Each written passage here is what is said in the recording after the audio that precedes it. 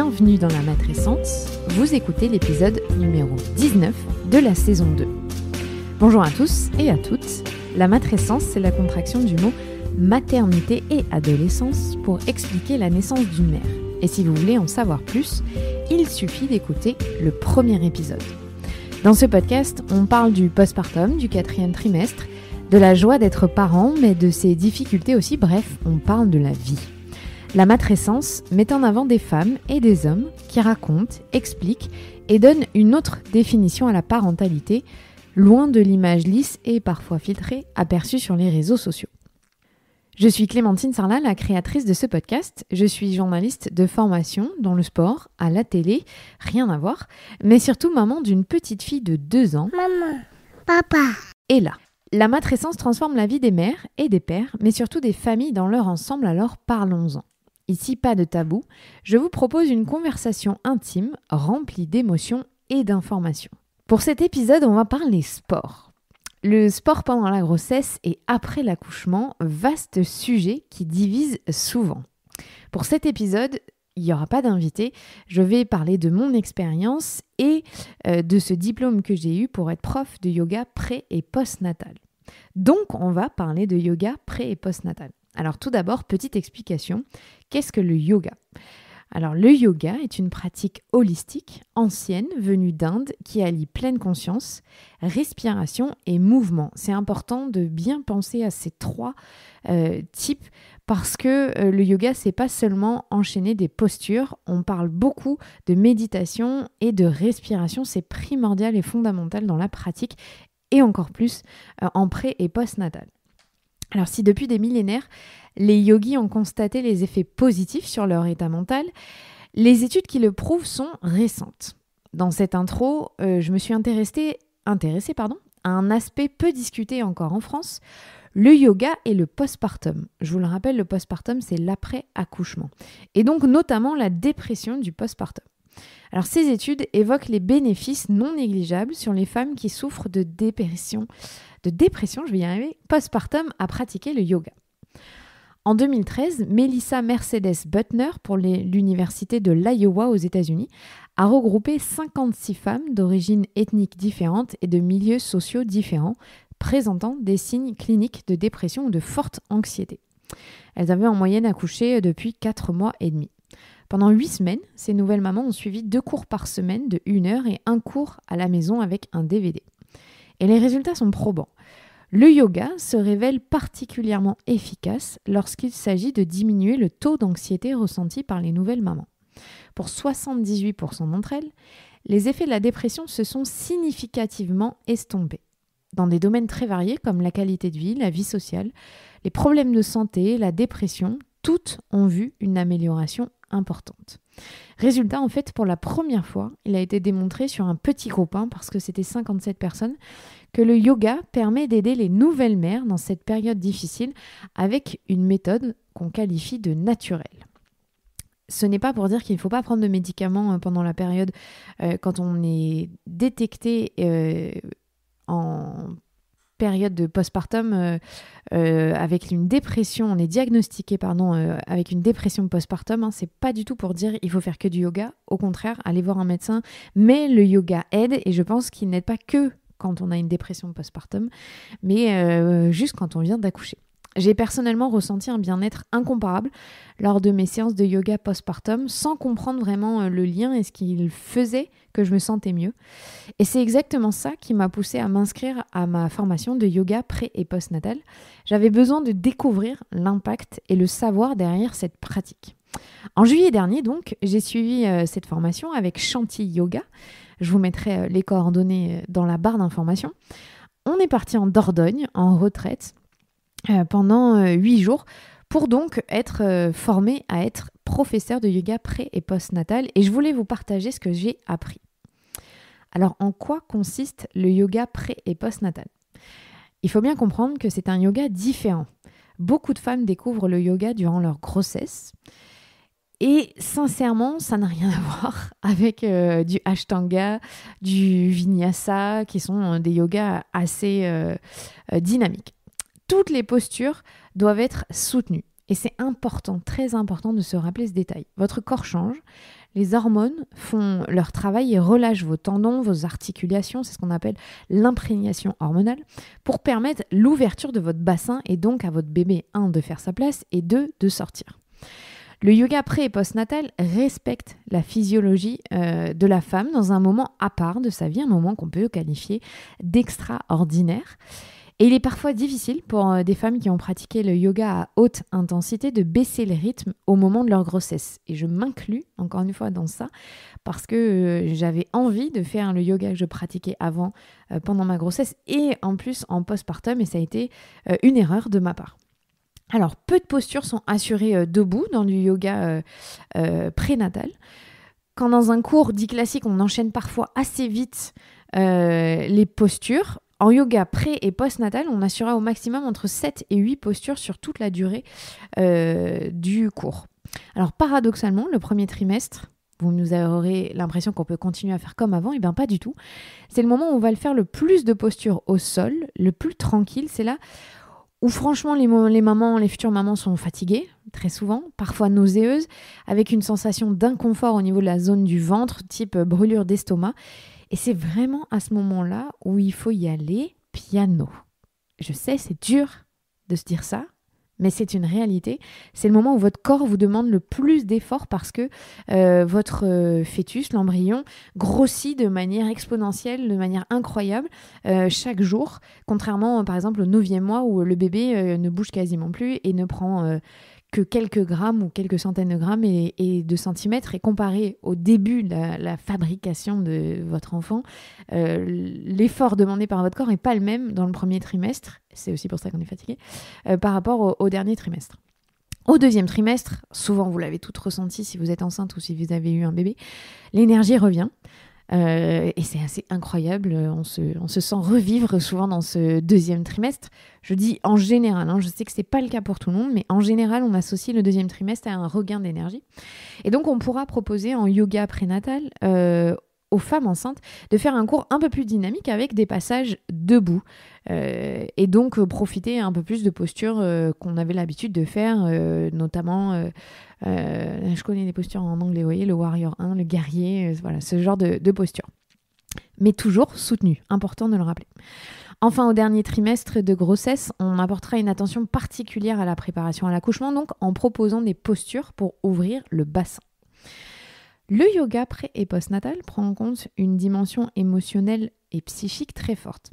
Je vous explique. Pendant notre formation, il n'était pas rare, par exemple, que certaines d'entre nous pleurent pendant le cours. Notre formatrice, coucou Emeline, et coucou Marine, nous ont dit une phrase qui m'est restée, notamment une phrase d'Emeline, que les femmes enceintes ont un ego surdimensionné et sont très centrées sur elles-mêmes et qu'il ne fallait pas l'oublier.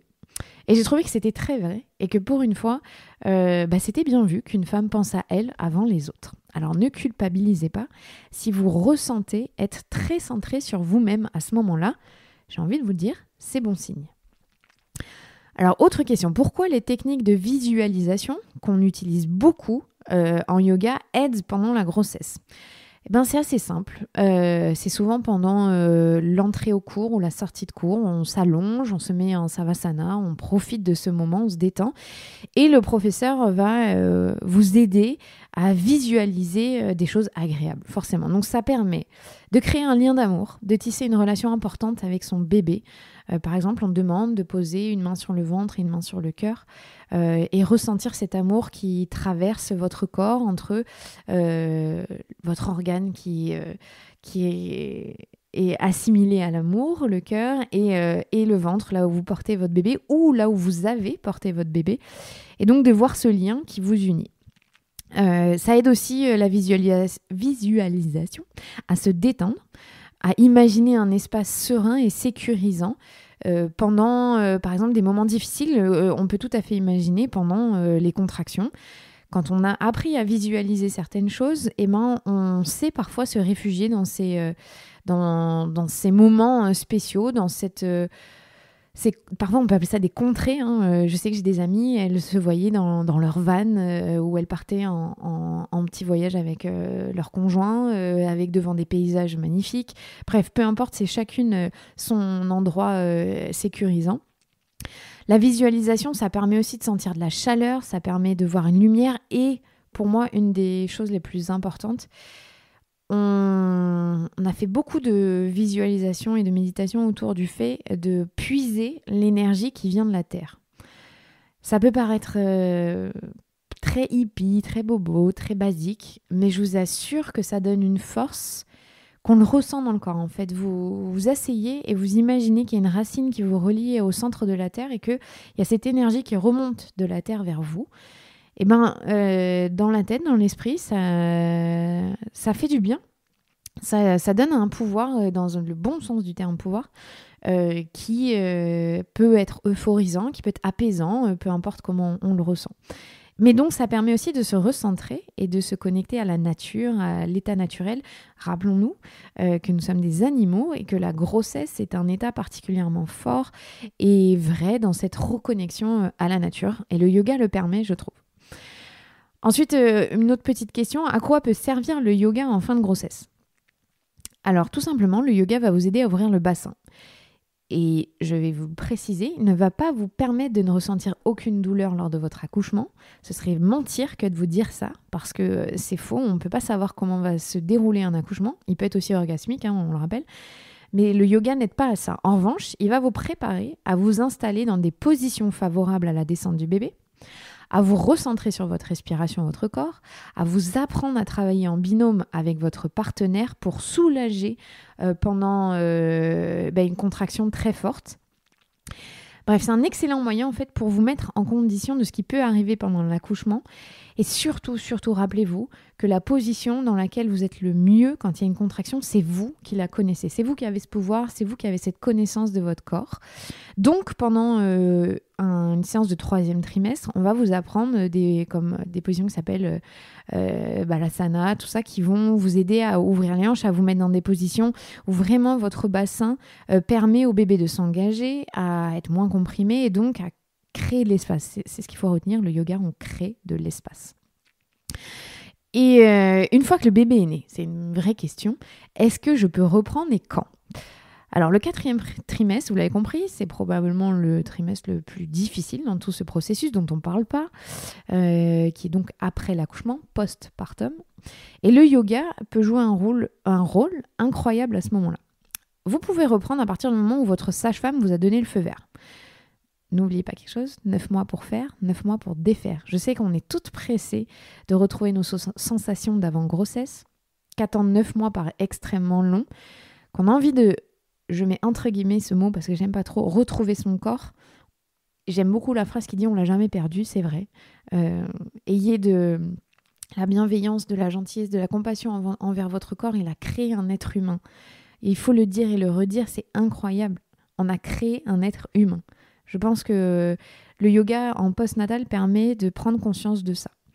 Voilà, moi aussi j'ai été comme vous, j'ai voulu reprendre très vite, j'ai repris des cours de Ashtanga pour celles qui connaissent, à 2 mois postpartum en allaitant encore, ça a été une catastrophe, je me suis sentie dévalorisée, nulle, complètement à la rue, à la ramasse, enfin bref, ça n'a pas eu d'effet positif sur moi en fait finalement ce jour-là, parce que j'aurais dû reprendre un vrai yoga post-natal, pas de l'Ashtanga. Donc, reprendre le yoga en postpartum, c'est important parce que ça permet de s'accorder un moment à soi, de ressentir son corps tout simplement. En postpartum, il ne s'agit pas du tout de partir sur une haute intensité, mais plutôt d'effectuer un travail sur son périnée et en douceur de reprendre soin de son corps. En postpartum, sincèrement, c'est un conseil, j'aime pas donner des conseils, mais vraiment privilégier les cours collectifs, simplement pour vous retrouver avec d'autres mamans et sortir de l'isolement. Souvent, si vous allez aller dans un cours postpartum, et il n'y en a pas beaucoup, c'est ça qui est dommage, vous allez tomber sur des mamans qui sont à peu près dans le même timing que vous, qui comprennent ce que vous vivez, avec qui vous allez pouvoir échanger et tisser des liens. Et si vous ne pouvez pas trouver de garde pour votre enfant ou simplement que vous ne souhaitez pas le laisser, ça je l'entends tout à fait, parce que c'était mon cas aussi, il existe aujourd'hui des cours maman-bébé. Alors c'est pas la même formation par exemple que ce que moi j'ai fait en post-natal. Les cours maman-bébé c'est spécifique, il y a d'autres formations qui existent, mais du coup ces cours-là peuvent être proposés dans les villes, il faut faire des petites recherches. Mais c'est différent du post-natal. Post-natal c'est que la maman. En postpartum, la relaxation, il n'y a pas de secret, joue là aussi un grand rôle, simplement parce que vous êtes fatigué, parce que vous devez digérer un accouchement, parce que vous avez des émotions très fortes qui sont là. Et ça permet vraiment de les laisser sortir, ces émotions. Et c'est pas un luxe de le faire, ça fait du bien. Et le yoga postnatal, c'est magique, ça permet ça. Ça permet je l'ai redit, mais de se reconnecter à soi, d'avoir de la gratitude envers ce corps, ce ventre qui parfois peut être mou, qui peut avoir changé, et de se dire j'ai le droit de prendre du temps pour moi et de commencer aussi, donc je vous le disais, la rééducation du périnée. Au yoga postnatal, on peut le faire avec des techniques de visualisation et donc de travailler son souffle et sa respiration sur le périnée. Il y a les mantras aussi qui sont très importants dans les cours pré- et postnatal. Et personnellement, je trouve encore plus en postnatal, sur les mantras qui sont, je trouve, très efficaces. Et aujourd'hui, on le sait, tout ce qu'on raconte à son corps, tout ce qu'on se dit dans la tête, change nos neurones, change les connexions. Donc, ça a vraiment un effet fort et de vibration. Je vais vous mettre des petites chansons, vous en avez peut-être entendu au début d'ailleurs. Et enfin, pour que vous puissiez profiter de cette connexion qu'il peut y avoir entre plusieurs voix qui chantent quand on fait une pratique de yoga. Alors, de quoi ai-je besoin pour pratiquer chez moi? Parce que vous pouvez aussi pratiquer chez vous. On va vous le dire, le coussin de maternité sert à tout. Et ça sera votre meilleur ami, pas que pour dormir. Pour les postures, on l'utilise énormément, le coussin de maternité, d'allaitement. On appelle ça le coussin d'allaitement. Qui est génial pour envelopper, entourer, soulager, se détendre. Et puis, si vous suivez des cours, demandez à votre professeur de vous donner des exercices simples que vous avez vus en cours à répéter à la maison. Voilà à peu près pour ce petit interlude sur le yoga pré- et post-natal que je trouve important parce que le yoga, c'est un moment tellement apaisant et je crois qu'on en a vraiment besoin quand on vient de devenir maman. Et petit aparté aussi, j'ai donné un cours de yoga post-natal à mes cousins, donc mon cousin et sa femme, ensemble, en couple, et ils ont adoré. Donc ça aussi, n'hésitez pas à le faire avec votre conjoint, conjointe, partenaire, parce que c'est un moment à soi. C'est un moment qui parle de ce qui vous est arrivé à vous en tant que parent, parce que ce que je viens de vous dire, toute la visualisation, tous les mantras, tout ça parle de ce moment de vie qui est incroyable. Et pourquoi pas le partager avec son partenaire, dans ce cas-là, demander un cours privé. C'est une chouette activité à faire. Et embarquer, je parle dans les couples hétérosexuels où le papa souvent vous dit « mais moi je suis pas souple, je vais pas savoir ». C'est pas une question de souplesse là, c'est vraiment une question de reconnexion et de se faire plaisir. C'est du plaisir, le yoga, vraiment, n'hésitez pas. Si vous avez des questions, je vous mets en lien l'étude dont je vous ai parlé, je vous mets en lien la formation que j'ai faite. Et la semaine prochaine, je vous fais une méditation guidée dans un épisode, donc vous pourrez l'écouter toutes ensemble avec vos conjoints ou pas. N'oubliez pas, vous pouvez mettre 5 étoiles, laisser des commentaires sur l'application sur laquelle vous écoutez, partager autour de vous, en parler de ce podcast. Merci de m'avoir écouté. À plus. Om Mani Padme Om Mani Padme Om Mani Padme Om Mani Padme Om Mani Padme Om Mani Padme Om Mani Padme Om Mani Padme Om Mani Padme Om Mani Padme